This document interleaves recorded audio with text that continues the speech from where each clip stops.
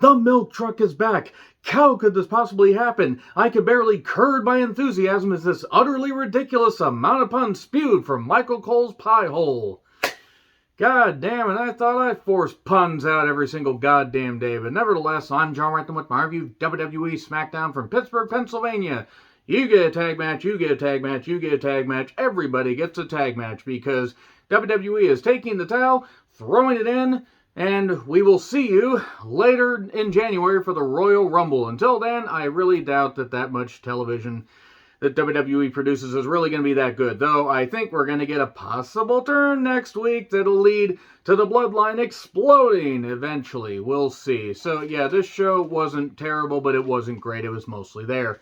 It's Kirk Angel's birthday, a.k.a. Kurt Angle, a.k.a. the name that Chris Jericho came up with when he was Y2J, when he actually, contributed positive things to the wrestling business.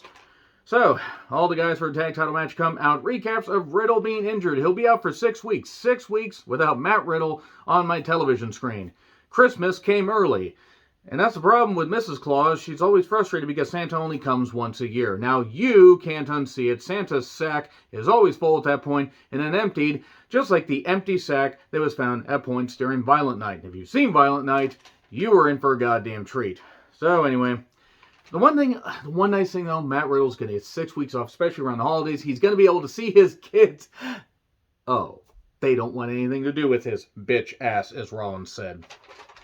So, the Usos with Zayn and Solo Sikoa versus Sheamus, Pete Turdoon with Ridge Holland. Unified Tag Team Championship match. Same as it ever was. Well done, but the same thing you've seen from the Bloodline for a while. Action all over the place. I did, note that it was kind of funny to see both Usos get beaten off from behind by two men from the UK. And then white noise on the apron, the hardest part of the ring, a melee, and the 1D. 1, 2, 3. Pete Turdoon kept down by the Usos 1D. Gable Steveson is there with Kurt Angle, and Braun was talking to him. And boy, Gable Steveson in the same city where another guy got away with a series of crimes. Ben Roethlisberger and Gable Steveson actually have something in common. So, nevertheless, here's LA Knight, and then we go to break. Cena's going to return on the last SmackDown of the year. I'm guessing that what's going to happen is he will be in the Rumble. It'll probably be him versus Austin Theory at Mania. I think he's going to be able to clear his schedule, even though he's going to be filming apparently in early 2023. It's supposed to be in LA, and for those who don't know, Mania is going to be in LA. I think he's going to be able to find a way to do one match. LA Knight is here, and he's pissed. He knows that Bray had something to do with his attack.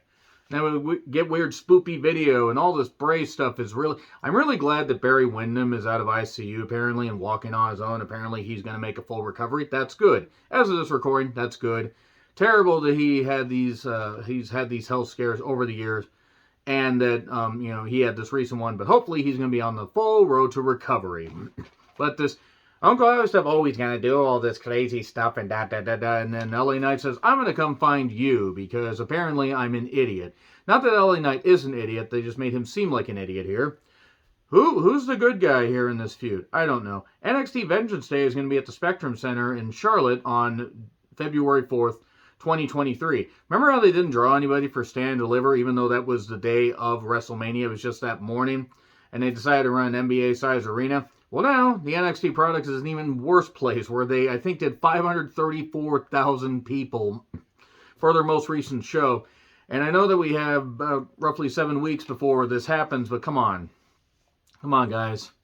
You really think you could run any kind of mid-size arena for this brand, even though talents are trying? No. They're going to be lucky to do 3,000 to 4,000 people, even if they load up the card.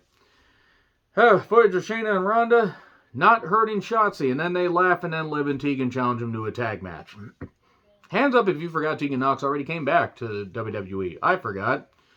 Legoland Phantasm make their entrance, and then we go to break. Reigns is going to return next week, gracing us with his presence in Chicago. Wild Mendoza of Legoland Phantasm, with Escobar in the corner, with Zelina on commentary, getting the booster seat so she can see over the announcer's table, took on the Viking Race War Raiders with Valhalla.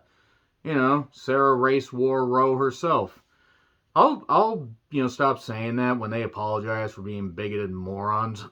Hit Row shows up with chairs, and we get a melee. We get B-Fab trying to act like she knows what to do in a ring. That is adorable. they're going to build up to B-Fab versus Valhalla versus Zelina Vega. And when Zelina Vega might be the best worker out of the three, that is saying something. B-Fab has no business being in the ring is what I noticed. Or what I noted, rather. Knight is looking for Bray. Then he finds a shirt, lights out, uses his camera phone. Here's the black phone Bray mask thing. Oh no, he attacked him. Wah! Get them away from Gable Steveson. Actually, Moss probably could beat the shit out of Gable Steveson. Just hit him right between the goddamn eyes. Just get him away from Minnesota, where those bullshit laws helped Gable get off, ironically. Jason Jordan and Kurt reunion. Oh my goodness. My Black Son. My Black Son. You know, that whole song that came out and all those memes that happened. Ricochet and Gunther have a contract signing. This is Imperium's first part of the final phase of their plan to purify the ring. New Day show up to knock the fact that contract signings always end up in a melee. And then, well, okay, Pierce is like, let's get rid of this stuff. Let's get rid of the table. Oh, and Gunther just got rid of the table by saying, hup. And then they had a six-man tag match. It ended with Ricochet pinning Zikaiza. It wasn't a bad match. I'm not knocking. I did like how Gunther did stop the What Chance by just blowing over them because that was really stupid. So yeah, we were over an hour into the show. The Kurt Angle celebration continues. The Profits got in, but Alpha Academy didn't. And then the Bloodline are backstage. More Zayn stuff. Solo and Jimmy take off. And Jay says, hey, wait a second. Sammy, the Tribal Chief's going to be here next week. You've done really good lately. Why don't you clean yourself up? Get a haircut. And get a haircut, hippie. Just take care of yourself. And that way you'll impress the Tribal Chief even more. It's going to be a really, really big night for you. Meaning they're going to beat the shit out of him and put him through about 3 tables. And that's going to be it until he shows back up at the Rumble. If they don't turn on him next week, I would say I'd eat my hat, but I don't own one, except the Christmas one, and I'm not eating yarn. I lost a bet one time and did that. Let me tell you right now, yarn coming out of that part of your body really, really hurts. It doesn't feel good going down or coming out. I can't say anything more, by the way. All right. Cross and Scarlett confront Ray, who's doing training/rehabbing. And Cross mentioned something about how Scarlett used to have a prize horse, it became a workhorse, and then they had to put it down. And they're going to put down Ray. Okay. Yeah. I think they probably should have put down this idea of re-signing Cross and Scarlett because this has been a terrible return. They've just been getting scrapped. There's been like maybe two out of the 5 returns, 2 out of every 5 returns have been maybe good and beneficial to the company. Yeah, Triple H is just signing a bunch of people and like none of them, most of them have not been any good. And the ones that have been good are, I mean, honestly, if you break it down, really not probably going to be great long term. So this is stupid is what I noted. And a pre-tape on Tegan Nox. 2 knee surgeries back to back. She seems to be doing good. You know what? Good. If she's motivated and can stay healthy, good for her. Liv and Tegan make their entrances. We have 24 minutes left in the show, by the way, at this point. Lacey Evans, the rebranding continues. I give it 6 weeks before they give up on this one. Liv and Tegan beat Ronda and Shayna after Raquel Gonzalez showed up with her Mo Vaughn armband and basically ended up saying, I'm going to get them. And then Shayna lost while the referee was distracted. Shining Wizard, Liv covers, 1, 2, 3. And there you go. She didn't lose via roll-up, so I guess improvement? And then Angle comes to the ring next week. Reigns appears. Dakota and Io versus Liv and Tegan for the tag titles. Hit Row, Legoland Phantasm, and the Race War Raiders. And, oh my goodness, poor Legoland Phantasm. What did they do to deserve this?